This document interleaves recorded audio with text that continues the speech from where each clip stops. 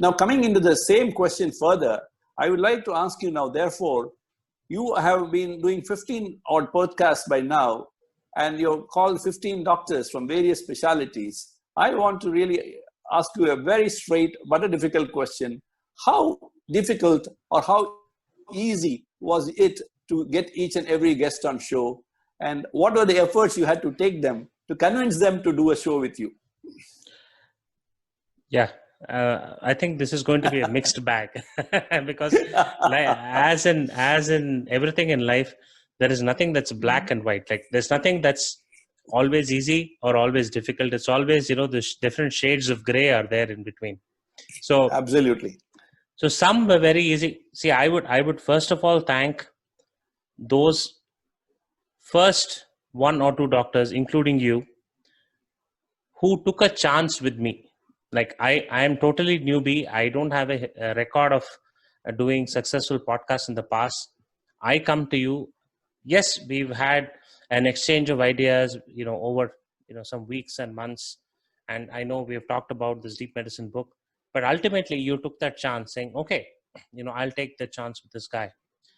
I'm very thankful for those initial 2 or 3 people who took a chance to say, okay, let me try this out. They were also curious.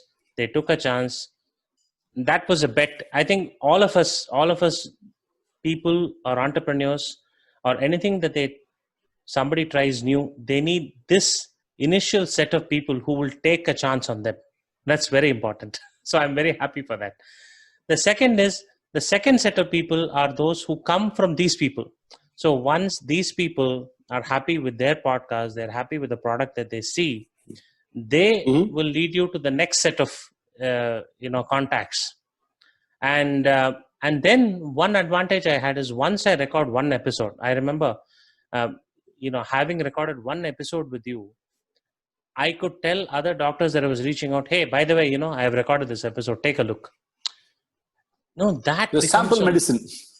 That becomes a lot easier, doctor, because how much ever I talk about podcast to a person, when I actually tell them I have done something and I show that, hey, this is an episode that I have done, then I don't have to sell that hard, because the podcast has happened well and that episode has come out well. They automatically understand, okay, what is to be done, and they kind of come forward to it. So for me, the selling job becomes a little easier. So I think the 50% of the fear psychosis goes away listening to the first episode itself. That's right. Yes. So these are definitely, the initial bets and the initial set of contacts, and having a one episode out really helped. Of course, I will tell you the the not so good bits also.